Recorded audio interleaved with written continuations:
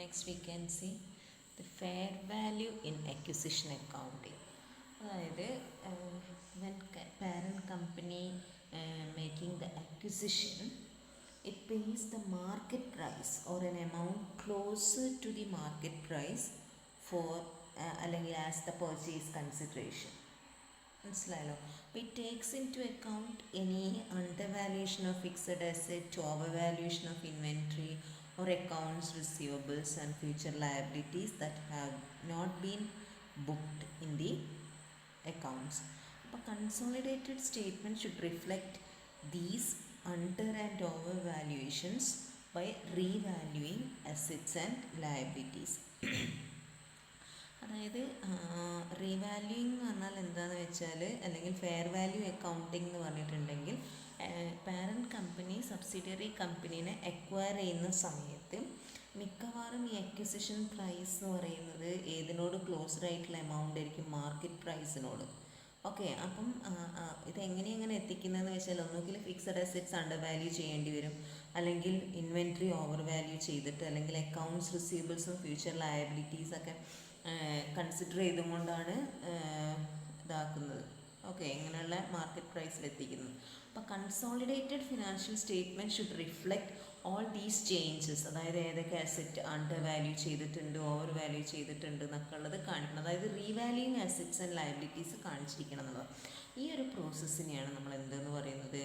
റീവാല്യൂയിങ് to contemporary market prices called fair value accounting. അതിൽ നമ്മൾ ഈ ഫെയർ വാല്യൂ അക്കൗണ്ടിങ്ങിൽ ഫിക്സഡ് അസെറ്റ് റീവാല്യൂ ചെയ്യുമ്പോൾ അഡ്ജസ്റ്റ്മെൻ്റ് ഒക്കെ നമ്മൾ ചെയ്ത് ട്രീറ്റ്മെൻറ്റ് അതെങ്ങനെയാണ് ട്രീറ്റ് ചെയ്യുന്നുള്ളത് പഠിച്ചതാണ്. അതുകൊണ്ട് അതിൻ്റെ പ്രാക്ടിക്കൽ പ്രോബ്ലംസ് നമ്മളിപ്പോൾ ചെയ്യാൻ പോകുന്നില്ല. You just understand what is fair value accounting എന്നുള്ളത് മാത്രം. ഓക്കെ. അപ്പോൾ the basic principles of using fair value accounting in consolidated financial statements are: all assets and liabilities acquired are brought into the consolidated statement of financial position at fair value. Fair value എന്ന് പറയുന്നത് market value കേട്ടോ. അതേപോലെ all changes in the values of acquired assets after acquisition are included in the consolidated income statement. ഈ principles വെച്ചുകൊണ്ടാണ് fair value accounting ചെയ്യുന്നത്. അതായത് while preparing consolidated statements, you have to prepare the consolidated statement at fair value. Fair value means എന്താണ്? Market value. അതത്ര മാത്രം മനസ്സിലാക്കി വെക്കുക. ഇനി നമ്മൾ നോക്കാൻ പോണത് what you mean by intra group dividend and how it is treated while preparing consolidated financial statements എന്നുള്ളത്. അപ്പോൾ ഇൻട്രാ എന്ന് പറയുമ്പോൾ ആ വേർഡിൽ നിന്ന് തന്നെ നിങ്ങൾക്ക് മനസ്സിലാക്കാം, ഒരു കമ്പനിക്ക് വേറൊരു കമ്പനീൻ്റെ അടുത്ത് നിന്ന് കിട്ടുന്ന ഡിവിഡൻഡ് ആയിരിക്കും.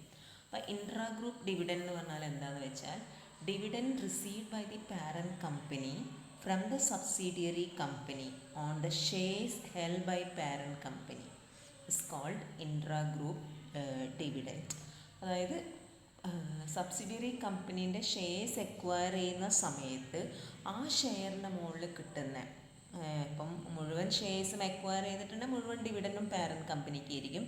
Suppose only a portion of shares are acquired by the parent company, then proportionate dividend is declared. അല്ലെങ്കിൽ ആ ഒരു ഡിവിഡൻഡ് ആയിരിക്കും ആർക്ക് കിട്ടുക? പാരൻറ്റ് കമ്പനിക്ക് കിട്ടുക. ഇങ്ങനെ കിട്ടുന്ന ഡിവിഡൻറ്റിനെയാണ് നമ്മൾ എന്തെന്ന് പറയുന്നത്? ഇൻട്രാ ഗ്രൂപ്പ് ഡിവിഡൻറ്റ് എന്ന് പറയാം.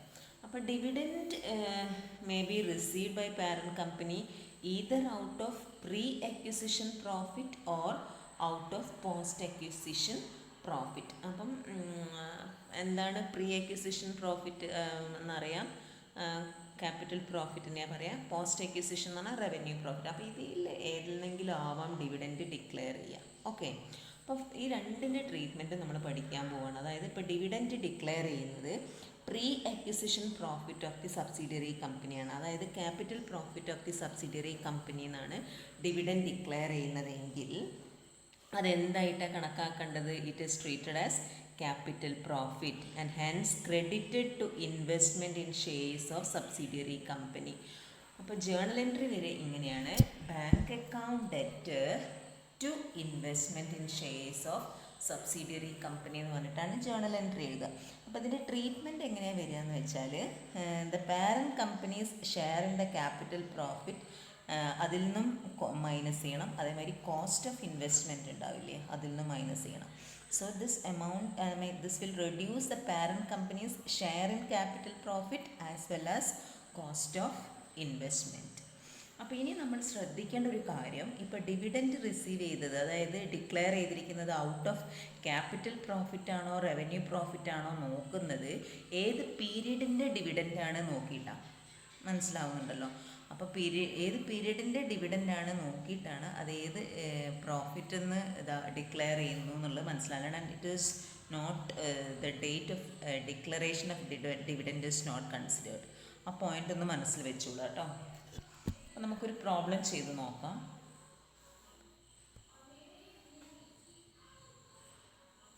ഇതാണ് പ്രോബ്ലം. കുറച്ച് ക്ലാരിറ്റി കുറവുണ്ടല്ലോ, എന്താ പ്രശ്നം?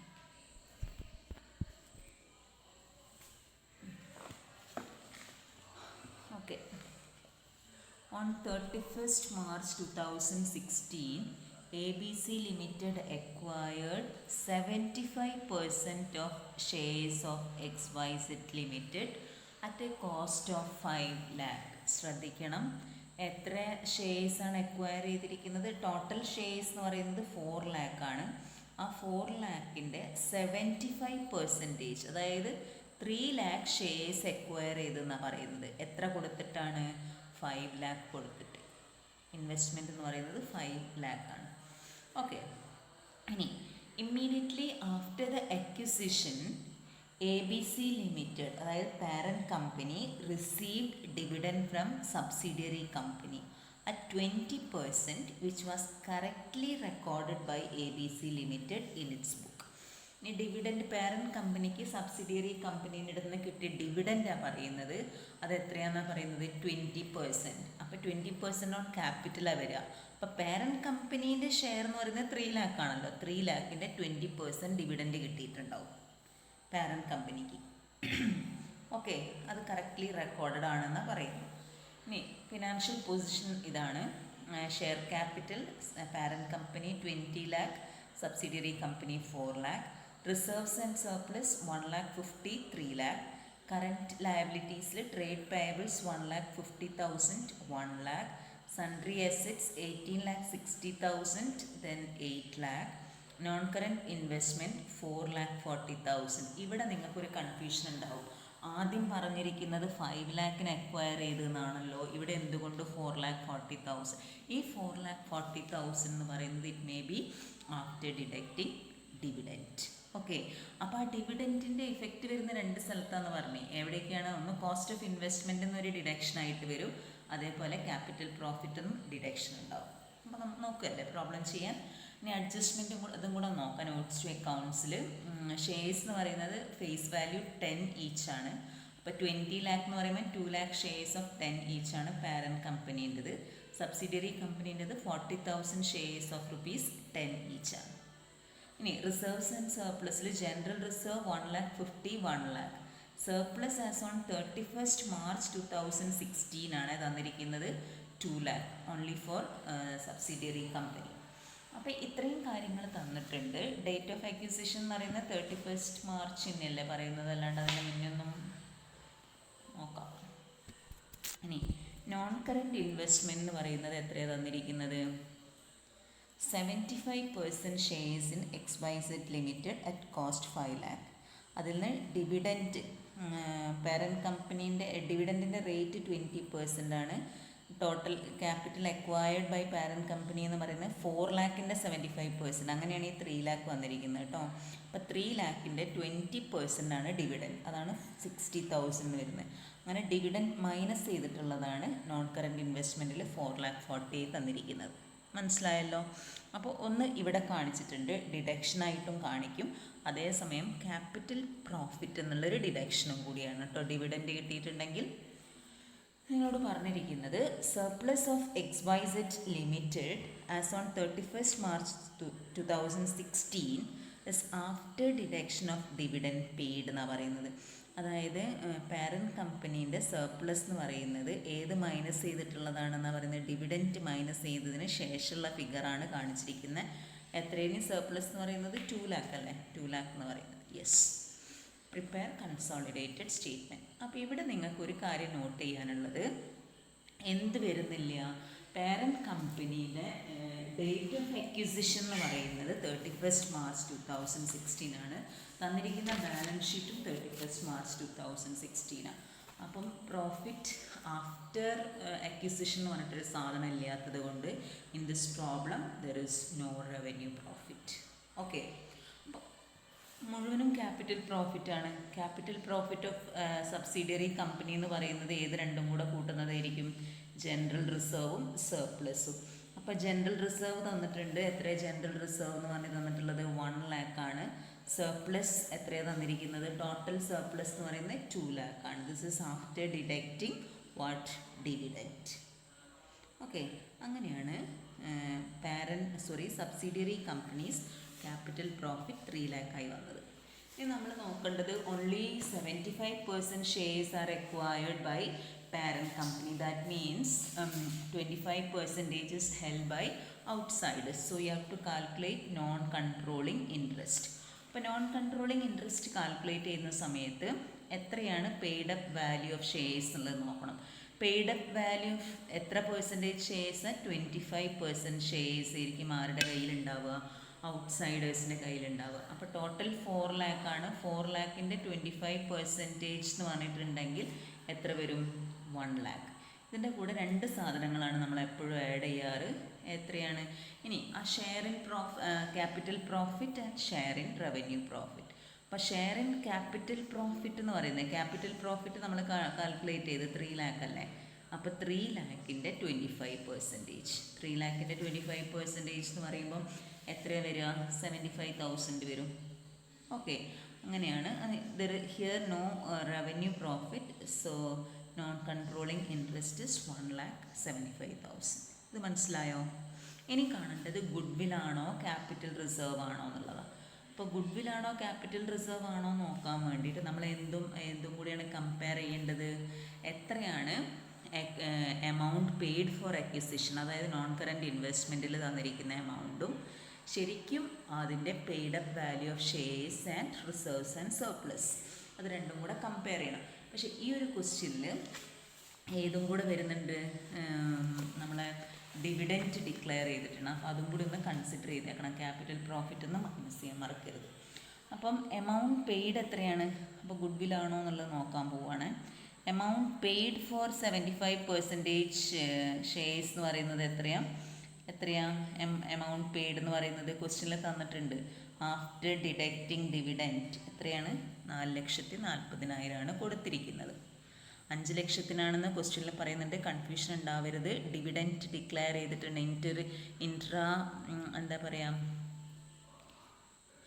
ഇൻട്രാ ഗ്രൂപ്പ് ഡിവിഡൻറ്റ് ഉണ്ടെങ്കിൽ അത് മൈനസ് ചെയ്യണം.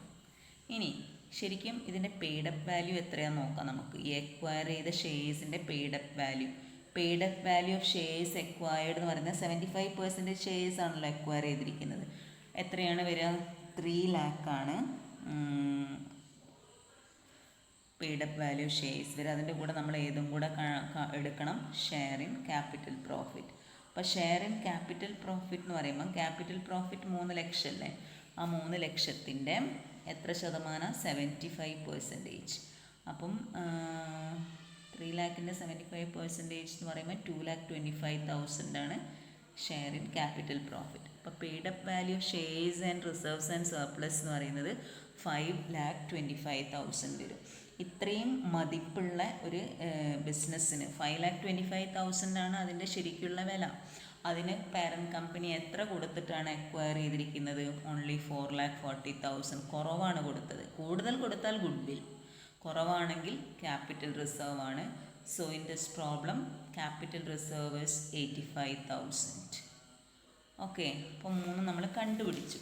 നമുക്ക് നോക്കാം എങ്ങനെയാണ് ഇതാക്കേണ്ടതെന്നുള്ളത് നോക്കാം. കൺസോളിഡേറ്റഡ് സ്റ്റേറ്റ്മെൻറ്റ് പ്രിപ്പയർ ചെയ്യാൻ പോവുകയാണ്. Share capital of parent company shown 20 lakh. Reserves and surplus എടുക്കുന്ന സമയത്ത് ശ്രദ്ധിക്കുക, പാരൻറ്റ് കമ്പനീൻ്റെ റിസർവ്സ് ആൻഡ് സർപ്ലസ് എടുത്താൽ മതി. പാരൻറ്റ് കമ്പനീൻ്റെ റിസർവ്സ് ആൻഡ് സർപ്ലസ് എത്രയൊക്കെയായിരുന്നു? ടോട്ടൽ 1,50,000 വരുന്നത്. ഈ 1,50,000 എന്ന് പറയുന്നത് എങ്ങനെയൊക്കെയാണ് വന്നത്? ജനറൽ റിസർവ് 1,50,000 വരും. അതന്നെ സെയിം പ്ലസ് അതിൻ്റെ കൂടെ നമ്മളിപ്പോൾ കാൽക്കുലേറ്റ് ചെയ്തിരിക്കുന്ന ക്യാപിറ്റൽ റിസർവ് എടുക്കാൻ മറക്കരുത്. ക്യാപിറ്റൽ റിസർവ് നമ്മൾ കാൽക്കുലേറ്റ് ചെയ്തത് എത്രയാണ്? 85,000. സോ 2,35,000 ആണ് റിസർവ്സ് ആൻഡ് സർപ്ലസ് എന്ന് പറഞ്ഞ് വരുന്നത്. ഓക്കെ, ഇനി നമ്മളെ നോൺ കൺട്രോളിങ് ഇൻട്രസ്റ്റ് നമ്മൾ കാൽക്കുലേറ്റ് ചെയ്ത് വെച്ചിട്ടുണ്ട് 1,75,000. പിന്നെ കറൻറ്റ് ലയബിലിറ്റീസ് എന്ന് പറഞ്ഞിട്ട് ഏത് മാത്രമേ ഉള്ളൂ? ട്രേഡ് പേയബിൾസ് വരും. ഈ ട്രേഡ് പേയബിൾസ് 2 കമ്പനീൻ്റെതും കൂടെ ആഡ് ചെയ്ത് കാണിക്കുന്നു 2,50,000. ഇനി അസറ്റ് സൈഡിൽ സൺട്രി അസറ്റ്സ് എന്ന് പറഞ്ഞിട്ട് 2 കമ്പനീൻ്റെതും കൂടെ ആഡ് ചെയ്യുന്നു സൺട്രി അസറ്റ്സ്. ഇത്രയേ വരുന്നുള്ളൂ ഈ പ്രോബ്ലത്തിൽ. അല്ല, നിങ്ങൾ ശ്രദ്ധിക്കേണ്ടത് ഇതാണ്, ഇൻട്രാ ഗ്രൂപ്പ് ഡിവിഡൻറ്റ് ഉണ്ടെങ്കിൽ ക്യാപിറ്റൽ പ്രോഫിറ്റ് എന്നാണ് ഡിവിഡൻറ്റ് ഡിക്ലെയർ ചെയ്യുന്നതെങ്കിൽ അത് എങ്ങനെയാണ് എടുക്കേണ്ടത് എന്നാണ് പറയുന്നത്. 2 സ്ഥലത്തു നിന്ന് ഡിഡക്റ്റ് ചെയ്യുക. എവിടേക്കാണ് 2 സ്ഥലം എന്ന് പറയുന്നത്? ഒന്ന് it is shown as A deduction from cost of investment and again it is shown as A deduction from parent companies share in capital profit. Okay,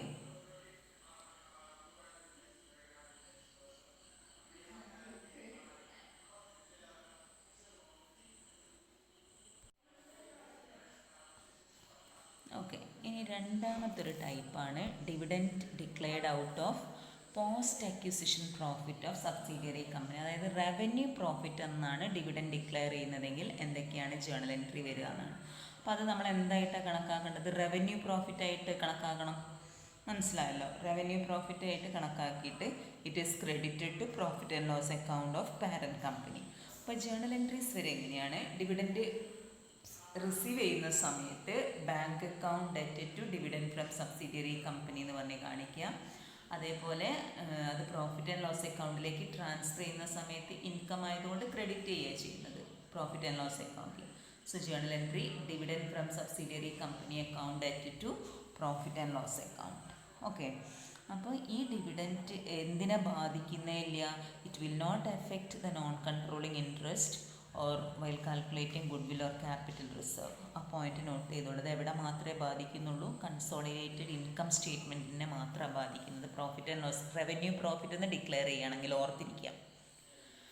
പിന്നെ നമ്മളൊന്ന് നോക്കുന്നത് rectification of error relating to dividend from subsidiary company. അതായത് ചിലപ്പോൾ ഇങ്ങനെ കിട്ടിയ dividend ചിലപ്പോൾ തെറ്റായിട്ടിട്ടതാക്കിയിട്ടുണ്ട്. അതായത് when parent company receive dividend from subsidiary company out of pre acquisition profit. Pre acquisition profit എന്ന് പറഞ്ഞാൽ എന്താണ്? ക്യാപിറ്റൽ പ്രോഫിറ്റ് എന്നാണെങ്കിൽ.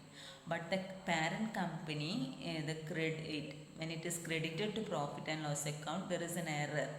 മനസ്സിലായല്ലോ? Which is to be corrected while preparing consolidated statement. അതായത് നമ്മൾ പഠിച്ച് ക്യാപിറ്റൽ പ്രോഫിറ്റ് എന്നാണ്, അതായത് പ്രീ അക്വിസിഷൻ പ്രോഫിറ്റ് എന്നാണ് കിട്ടുന്നതെങ്കിൽ അത് ക്യാപിറ്റൽ പ്രോഫിറ്റ് എന്ന് ഡിക്ലെയർ ചെയ്ത ഡിവിഡൻ്റാണ്.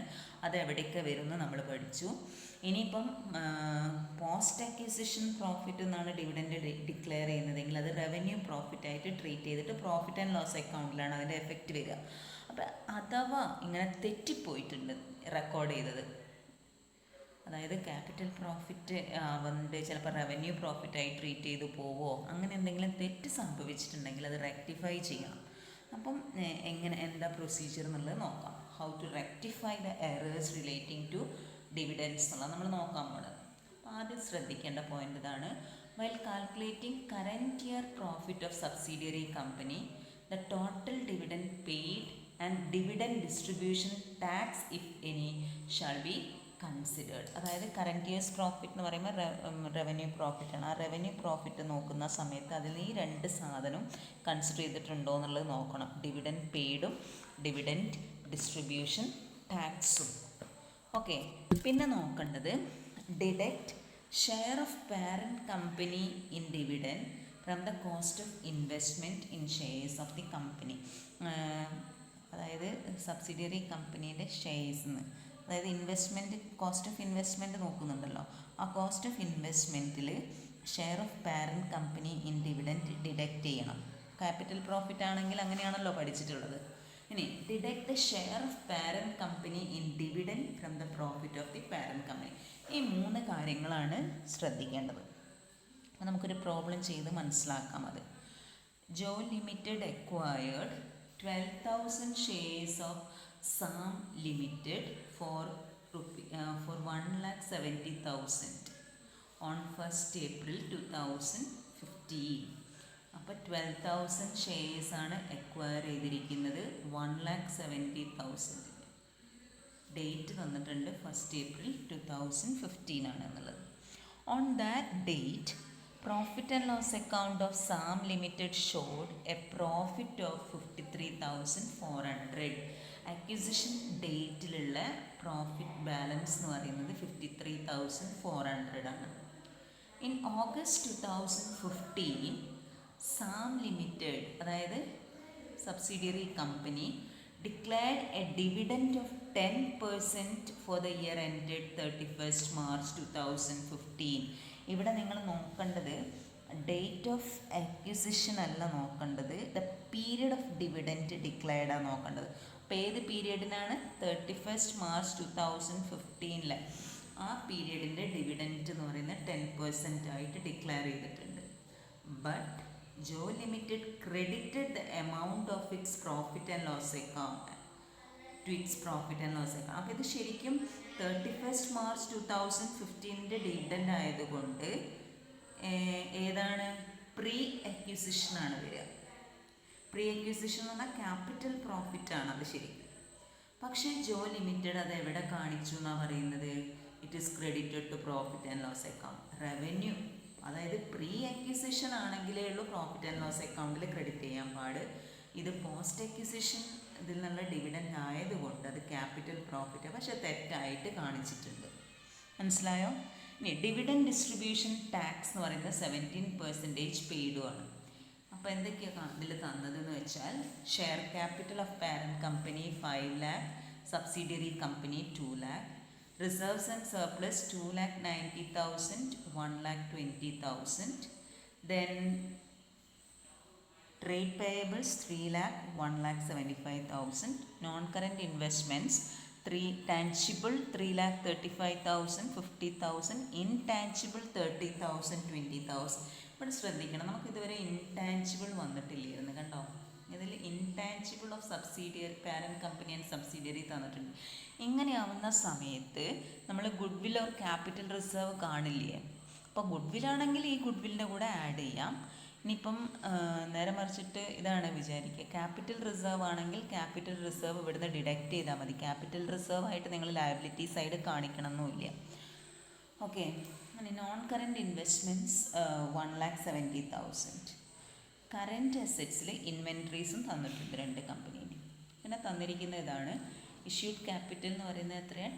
10 ആണ് ഫേസ് വാല്യൂ. അപ്പം പാരന്റ് കമ്പനീൻ്റെ ക്യാപിറ്റൽ എന്ന് പറയുന്നത് 50,000 ഷെയർസ് ഓഫ് 10 ഈച്ച് വരും.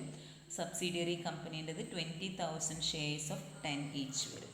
ഓക്കെ. അതിൽ 12,000 ആണ് പാരന്റ് കമ്പനി അക്വയർ ചെയ്ത്, അതായത് 20,000 ഷെയർസിന് 12,000 ഷെയർസ് പാരന്റ് കമ്പനി അക്വയർ ചെയ്തു.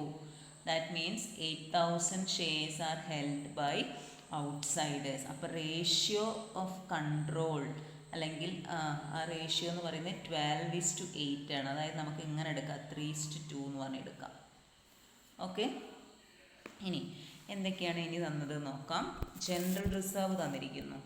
ജനറൽ റിസർവ് ആസ് ഓൺ ഏതാണ്? 31st March 2015 1,30,000, 55,000 എന്ന് പറഞ്ഞ് തന്നിട്ടുണ്ട്. പിന്നെ അതായത് നമ്മൾ 31st March 2015 എന്ന് പറയുമ്പോൾ ക്യാപിറ്റൽ പ്രോഫിറ്റ് ആണ് അല്ലേ. ദെൻ സർപ്ലസ് എന്ന് പറയുന്നത് 1,60,000, സബ്സിഡിയറി കമ്പനീൻ്റെ 65,000.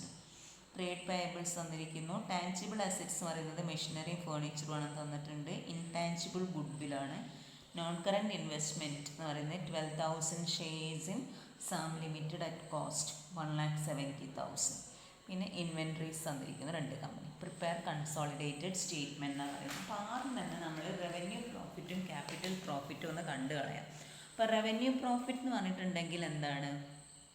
റവന്യൂ പ്രോഫിറ്റ് എങ്ങനെയാണ് കണ്ടുപിടിക്കുന്നത്? നമ്മൾ എന്നാണോ ഡേറ്റ് ഓഫ് അക്വിസിഷൻ നോക്കുക. അപ്പോൾ ഡേറ്റ് ഓഫ് അക്വിസിഷന് ശേഷമുള്ള പ്രോഫിറ്റിനെയാണ് റവന്യൂ പ്രോഫിറ്റ് എന്ന് പറയുക. അപ്പോൾ ഇവിടെ ശരിക്കും തന്നിരിക്കുന്ന ബാലൻസ് ഷീറ്റ് എന്ന് പറയുന്നത് 31st March 2016 ആണ്. ആൻഡ് ഡേറ്റ് ഓഫ് അക്വിസിഷൻ എന്ന് പറയുന്നത് 1st April 2015 ആണ്. അപ്പോൾ അതിന് ശേഷം കിട്ടിയിട്ടുള്ള എല്ലാ പ്രോഫിറ്റും റവന്യൂ. പക്ഷേ ഇതിൽ ജനറൽ റിസർവ് കൃത്യമായിട്ട് പറയുന്നുണ്ട് എന്നത്തെയാണ് 31st March 2015. അപ്പോൾ ബിഫോർ അക്വിസിഷനാണ്. അപ്പോൾ അത് ക്യാപിറ്റലായിട്ടാണ്. അപ്പോൾ റവന്യൂ പ്രോഫിറ്റും ക്യാപിറ്റൽ പ്രോഫിറ്റും രണ്ടും കണ്ടുപിടിക്കണം. അപ്പം ജനറൽ റിസർവ് മൊത്തം എന്താണ്? ക്യാപിറ്റലാണ്. സബ്സിഡിയറി കമ്പനീൻ്റെതാണ് നമ്മൾ നോക്കുന്നത്. അപ്പം ജനറൽ റിസർവ് 55,000 എന്ന് പറയുന്നത് ക്യാപിറ്റൽ. ഇനി സർപ്ലസ് എന്ന് പറയുന്നത് 65,000 ഉണ്ട്. ഈ 65,000-ൽ അഡ്ജസ്റ്റ്മെൻറ്റിൽ പറയുന്നത് എങ്ങനെയാണ്? അഡ്ജസ്റ്റ്മെൻറ്റിലല്ല വന്നിരിക്കുന്നത്, തുടക്കത്തിൽ പറയുന്നുണ്ട് കേട്ടോ ഇങ്ങനെ ഒരു sentence. On that date, on acquisition date, profit and loss account of Sam limited showed a profit of 53,400 എന്ന് പറയുന്നത്. അപ്പം ഈ റവന്യൂ പ്രോഫിറ്റ് എടുക്കുന്ന സമയത്ത് എത്രയാണ് നോക്കേണ്ടത്? സർപ്ലസ് ടോട്ടൽ പ്രോഫിറ്റ് തന്നിട്ടുണ്ട്. അതിൽ ഡേറ്റ് ഓഫ് അക്വിസിഷൻ്റെ അന്നത്തെ പ്രോഫിറ്റ് എന്ന് പറയുന്നത് എത്രയാണെന്ന് പറയുന്നുണ്ട്? 53,400 ആണെന്ന് പറയുന്നുണ്ട്. അപ്പോൾ 53,400 എന്ന് പറയുന്നത് ക്യാപിറ്റൽ പ്രോഫിറ്റാണ്. അപ്പോൾ റവന്യൂ പ്രോഫിറ്റ് എടുക്കുന്ന സമയത്ത് ശ്രദ്ധിക്കുക, റവന്യൂ പ്രോഫിറ്റ് എന്ന് പറയുന്നത് ഏതൊക്കെയാണ് വരിക? ഈ 65,000-ന്ന് ക്യാപിറ്റൽ പ്രോഫിറ്റായ 53,400 മൈനസ് ചെയ്യുന്നു. അപ്പം ബാക്കി വരുന്നത് എത്ര? 11,600 ആണ്. ഈ 11,600-ന്ന് ഡിവിഡൻഡ് പെയ്ഡും, അതായത് എറേഴ്സ് റെക്ടിഫൈ ചെയ്യാൻ പോവുകയാണ് നമ്മൾ. മനസ്സിലായോ? അപ്പോൾ എറേഴ്സ് റെക്ടിഫൈ ചെയ്യുന്ന സമയത്ത് ഡിവിഡൻറ്റും ഡിവിഡൻഡ് ഡിസ്ട്രിബ്യൂഷൻ ടാക്സും ഒക്കെ നിങ്ങൾ പ്രോഫിറ്റ് ആൻഡ് ലോസ് അക്കൗണ്ടിൽ എടുത്തു എന്നാണ് തെറ്റായി ചെയ്തിട്ടുണ്ട്. ക്യാപിറ്റൽ പ്രോഫിറ്റ് തെറ്റായിട്ടാണ് റെക്കോർഡ് ചെയ്ത് ചെയ്യുക. അപ്പോൾ അതിപ്പോൾ കറക്റ്റ് ചെയ്യണം. അപ്പോൾ അവിടെ ലെസ് ചെയ്തിട്ടുണ്ടാവും. അപ്പോൾ here you have to add back dividend paid. അപ്പോൾ ഡിവിഡൻറ്റ് എത്രയായിരുന്നു? എത്രയാണ് ഡിവിഡൻറ്റ്? 20% അല്ലേ? നോക്കാം. അതേപോലെ ഡിവിഡൻറ്റ് ഡിസ്ട്രിബ്യൂഷൻ ടാക്സ് 17%. ഇത് രണ്ടും നിങ്ങൾ ആഡ് ബാക്ക് ചെയ്യണം. ഡിവിഡൻറ്റ് എത്രയാണെന്ന് നോക്കട്ടെ. 10% ആണ്. അപ്പോൾ 10% ഡിവിഡൻറ്റ് എന്ന് പറയുമ്പം ഷെയർ ക്യാപിറ്റൽ എത്രയായിരുന്നു? 2 lakh അല്ലേ? 2 lakhൻ്റെ 10% എന്ന് പറയുമ്പോൾ 20,000. ഡിവിഡൻറ്റ് ആഡ് ബാക്ക് ചെയ്യുന്നു. ഡിവിഡൻറ്റ് ഡിസ്ട്രിബ്യൂഷൻ ടാക്സ് എന്ന് പറയുമ്പോൾ 17% ഓൺ ഡിവിഡൻറ്റ്. ശ്രദ്ധിക്കണേ, ഡിവിഡൻറ്റ് ഡിസ്ട്രിബ്യൂഷൻ ടാക്സ് കാൽക്കുലേറ്റ് ചെയ്യേണ്ടത് ഏതിൻ്റെ മുകളിൽ? ഡിവിഡൻറ്റ് എത്രയാണോ അതിൻ്റെ മുകളിൽ 17%. So that comes 3,400. So total profit, revenue profit എന്ന് പറയുന്നത് 35,000 വരും. അപ്പോൾ ശ്രദ്ധിക്കുക, റവന്യൂ പ്രോഫിറ്റിൻ്റെ കാൽക്കുലേഷൻ ടോട്ടൽ പ്രോഫിറ്റ് 65 ആയിരുന്നു. അതിൽ പ്രീ അക്വിസിഷൻ പ്രോഫിറ്റ് എന്ന് പറയുന്നത് 53,400 ആണ് തന്നിട്ടുണ്ട്.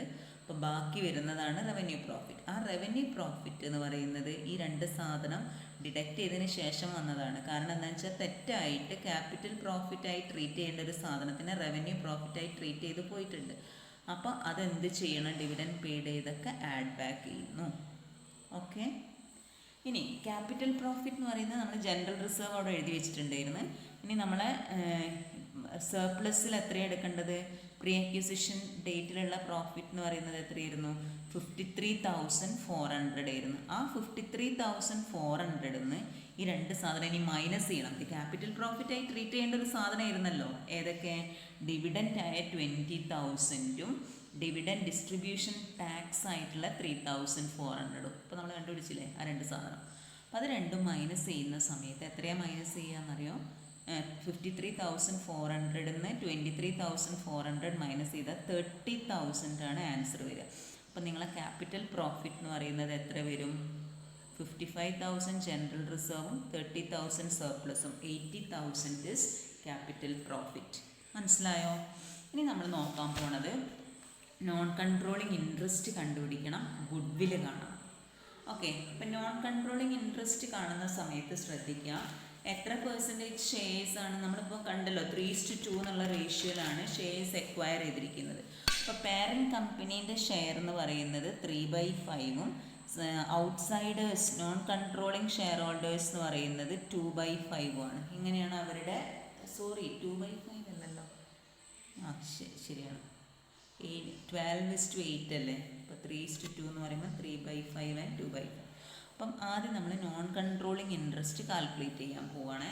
അപ്പോൾ നോൺ കൺട്രോളിങ് ഇൻട്രസ്റ്റ് കാൽക്കുലേറ്റ് ചെയ്യുന്ന സമയത്ത് ഔട്ട്സൈഡേഴ്സിൻ്റെ ഷെയർ എടുക്കുക, paid up value of shares എടുക്കുക, അതിൻ്റെ കൂടെ ഷെയർ ഇൻ ക്യാപിറ്റൽ പ്രോഫിറ്റും ഷെയർ ഇൻ റവന്യൂ പ്രോഫിറ്റും ആഡ് ചെയ്യുന്നു. ഓക്കെ, അപ്പോൾ paid up value of 8,000 shares, paid up value of 8,000 shares എന്ന് പറയുന്നത് 8,000 ഇൻറ്റു 10 80,000. അതിൻ്റെ കൂടെ add share in capital profit. Capital profit നമ്മളിപ്പോൾ കണ്ടുപിടിച്ചിട്ടുണ്ട്, എത്ര 85,000 ആണ്. 85,000ൻ്റെ 2/5.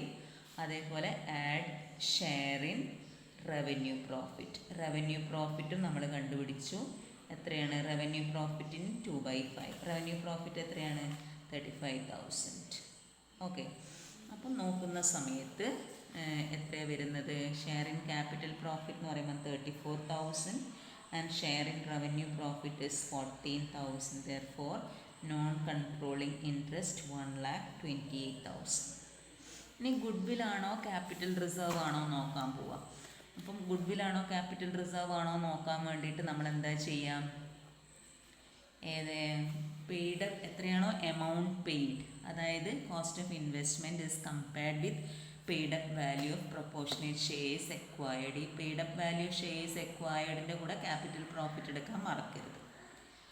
അപ്പോൾ എത്രയാ എമൗണ്ട് പെയ്ഡ് എന്ന് പറയുന്നത്, എത്രയാ എമൗണ്ട് പെയ്ഡ് ഫോർ അക്വിസിഷൻ എന്ന് പറയുന്നത് 12,000 ഷെയർസ് എക്വയർ ചെയ്യാൻ വേണ്ടി കമ്പനി കൊടുത്തിരിക്കുന്നത്, പാരൻറ്റ് കമ്പനി കൊടുത്തിരിക്കുന്നത് 1,70,000 ആണ്. അത് നിങ്ങളെ നോൺ കറൻറ്റ് ഇൻവെസ്റ്റ്മെൻറ്റ് എന്ന് പറഞ്ഞിട്ട് അതിൽ തന്നിട്ടുണ്ട്.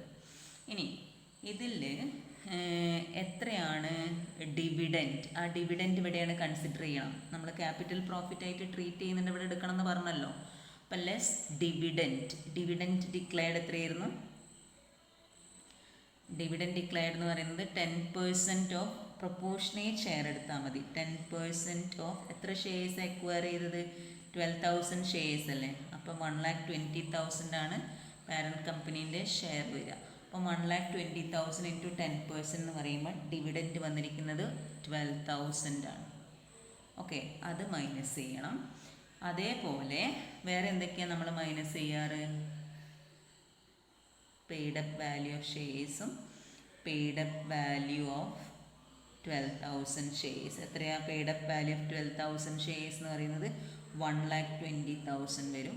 ഇതിൻ്റെ കൂടെ നമ്മൾ ഷെയർ ഇൻ ക്യാപിറ്റൽ പ്രോഫിറ്റും ഇതാക്കാറുണ്ട്. ഷെയർ ഇൻ ക്യാപിറ്റൽ പ്രോഫിറ്റ് എന്ന് പറയുമ്പം ക്യാപിറ്റൽ പ്രോഫിറ്റ് 85,000 അല്ലേ, അതിൻ്റെ പാരൻറ്റ് കമ്പനീസ് ഷെയർ എന്ന് പറയുമ്പോൾ 3/5 51,000.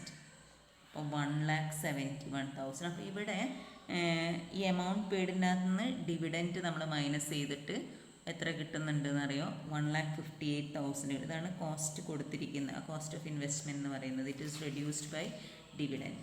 ദെൻ 1,20,000 51,000 എന്ന് പറയുന്നത് ശരിക്കും കൊടുക്കേണ്ടിയിരുന്ന എമൗണ്ട് എന്ന് പറയുന്നത് 1,71,000 ആയിരുന്നു. അപ്പോൾ 1,71,000 കൊടുക്കേണ്ട സ്ഥാനത്ത് എത്ര കൊടുത്തിട്ടുള്ളൂ, 1,58,000 കൊടുത്തിട്ടുള്ളൂ. That means 13,000 is capital reserve. അപ്പോൾ ക്യാപിറ്റൽ റിസർവ് ആണ് ഈ പ്രോബ്ലത്തിൽ. ക്യാപിറ്റൽ റിസർവ് 13,000 ആണ്. അപ്പോൾ ഇത് ഞാൻ പറഞ്ഞു, ഇൻടാൻജിബിൾ അസറ്റ് ഗുഡ് വിൽ എന്ന് പറഞ്ഞ് ബാലൻസ് ഷീറ്റ് തന്നതുകൊണ്ട് അവിടെ അഡ്ജസ്റ്റ് ചെയ്താൽ മതി, മൈനസ് ചെയ്ത് കാണിച്ചാൽ മതി. അല്ലാണ്ട് നിങ്ങൾ ബാലൻസ് ഷീറ്റിൻ്റെ ലയബിലിറ്റി സൈഡിലേക്ക് കൊണ്ടുപോകേണ്ട ആവശ്യം വരുന്നില്ല. ഓക്കെ, പിന്നെ നമ്മൾ കറൻറ്റ് ഇയേഴ്സ്, ഇനി ശരിക്കും ജോ ലിമിറ്റഡിൻ്റെ, അതായത് പാരൻറ്റ് കമ്പനീൻ്റെ കറൻറ്റ് ഇയർ പ്രോഫിറ്റ് എത്രയാണെന്നുള്ളത് എങ്ങനെയാണ് കണ്ടുപിടിക്കുക. ജോ ലിമിറ്റഡ് എന്ന് പറയുന്നത് പാരൻറ്റ് കമ്പനീൻ്റെ പ്രോഫിറ്റിൽ നമ്മൾ ഒറ്റ മിനിറ്റ്, അതാ parent companies share in profit എന്ന് പറയുന്നത് തന്നിരിക്കുന്നത് എങ്ങനെയായിരുന്നു, 1,60,000 ആയിരുന്നു.